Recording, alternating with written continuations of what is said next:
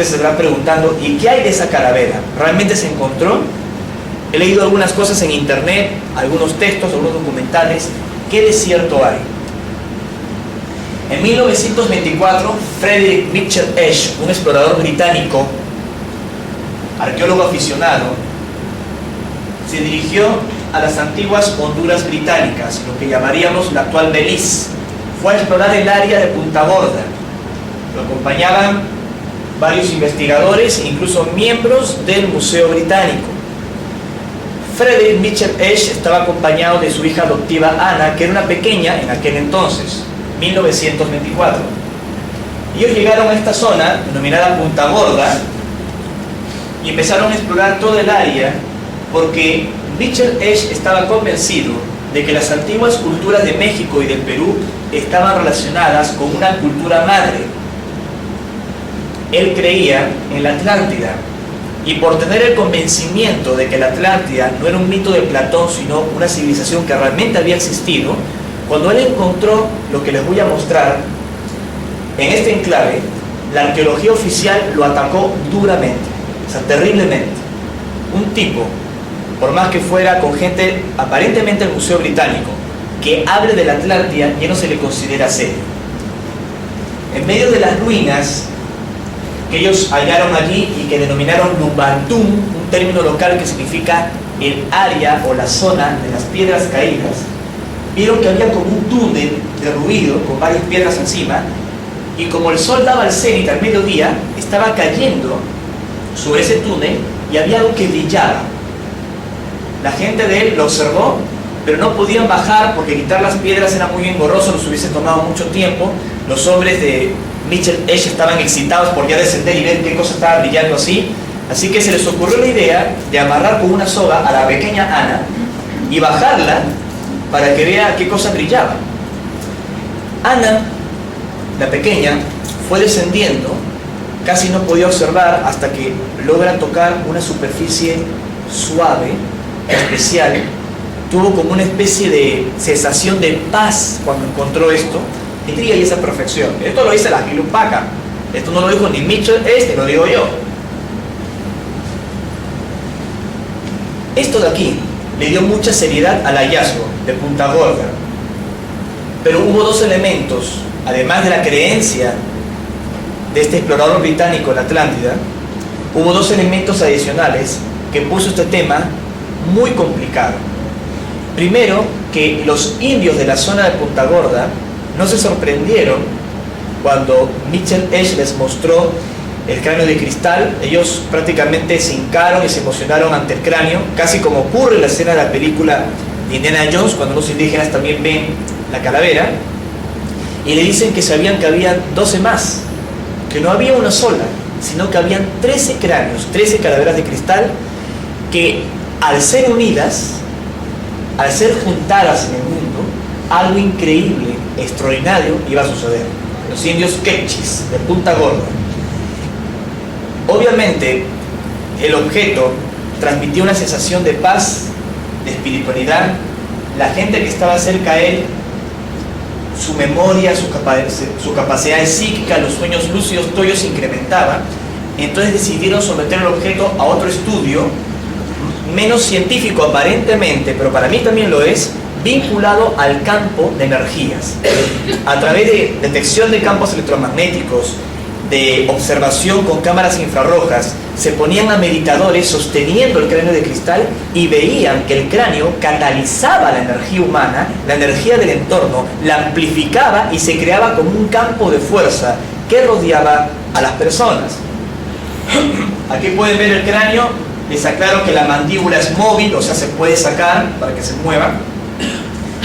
Se hicieron los experimentos y de pronto el cráneo, ya en infrarrojo, en un momento de meditación y conexión con él, empezaba a emitir radiación. Esta radiación iba aumentando, de pronto iba generando un campo más fuerte, de mayor intensidad, y lo primero que hacía esta energía, como si fuera inteligente, elegía a un ser vivo y lo empezaba a envolver, hasta protegerlo en una especie de campo de luz. Producto de estas investigaciones, que algunos consideran son genuinas, otros tienen sus dudas, pero los estudios están, ustedes los pueden leer en páginas oficiales, en internet sobre todo este tema. Se creó la leyenda de que los cráneos eran como grandes catalizadores psíquicos humanos, y al ser unidos los 13, un evento psíquico, energético, poderoso podría ocurrir.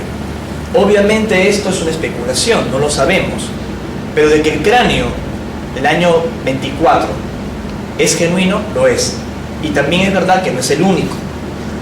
Es una tecnología que realmente no deja de ser ajena al fenómeno ovni. Cuando nosotros tuvimos las experiencias en Perú con estos seres extraterrestres, ellos nos decían que en algún momento la humanidad se acercaría a la tecnología cristal. La tecnología cristal que permitiría absorber, canalizar y catalizar y duplicar grandes cantidades de energía, una gran cantidad de fuerza. Nos decían que si investigábamos nuestro pasado, encontraríamos que los sacerdotes más importantes de las llamadas culturas pre-incas, egipcias, etc., conocían este secreto y habían utilizado el poder de los cristales para protegerse, envolver en luz a su pueblo, para archivar gran cantidad de información o para abrir puertas dimensionales y conectarse con ellos. Investigamos todo esto y efectivamente tenían razón. Se han publicado una serie de libros y textos que hablan sobre el misterio de la calavera de cristal, se han hecho novelas, se habla de que el mundo va a cambiar, se va a transformar o viene realmente un evento catastrófico una vez que estos 13 cráneos de cristal se hallen o se encuentren. Supuestamente en una fecha particular debería ocurrir. Bueno, luego de este paréntesis, volvemos a la película. Se menciona a Francisco de Orellana, este importante conquistador español que según la historia formaba parte de la propia familia de Francisco Pizarro, que imagino lo deben ubicar. Francisco Pizarro, Diego de Almagro. También a Francisco de Orellana le llamaban el Tuerto porque perdió un ojo en una batalla. Hicieron expediciones para tratar de hallar oro, para encontrar otros enclaves importantes en el Perú donde puedan establecer bases, y solo iban un puñado de españoles, 100, 200 españoles con sus arcabuces, con sus armas, y unos 3.000 o 4.000 indios que estaban bajo el yugo de los incas y se plegaron para la conquista española. Pero durante estos viajes tuvieron batallas con otras tribus, hubo pestes, enfermedades, picaduras, y de pronto, sin exagerarles, en estas expediciones que iban 4.000 indios, morían 3.000 en la expedición, de los españoles quedaban 20 nada más. Fue terrible, ¿no? En esa época la conquista española, hablamos del siglo XVI. Pero Francisco de Orellana formó parte de de un ingreso, de una expedición a unos 500 kilómetros en el delta del Amazonas. De hecho, el nombre Amazonas se debe a él. El nombre Amazonas, que hoy por hoy es considerado el río más largo del mundo, más que el río Nilo, ese mito ya se derribó, es el río más largo y más caudaloso del mundo. Él, explorando los afluentes mansos del Amazonas, de donde se derivan los otros ríos, se encontró con un grupo de hombres y mujeres guerreras, que según cuenta la leyenda, no tenían un seno, que supuestamente se lo cortan cuando son niñas, un seno, para poder apuntar bien con el arco y la flecha. Y a flechazo limpio dicen que lo atacaron, y él se quedó tan asombrado de este ataque que las comparó con el mito griego de las Amazonas, y por eso el río se le llamó Río Amazonas. Un poco para que sepan por qué se llama Amazonas, ¿no?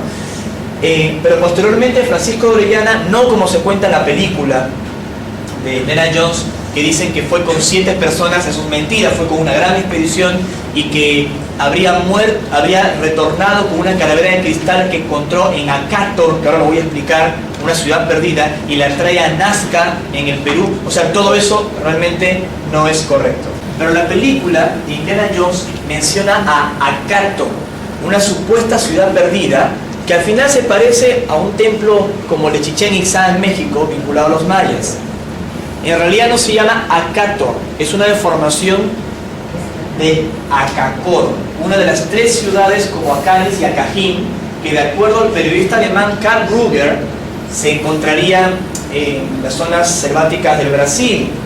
en la zona de Manaus para ser más exacto. Quien no conoce todos estos datos, ve la película y puede pensar de que todo solo forma parte de una ciencia ficción.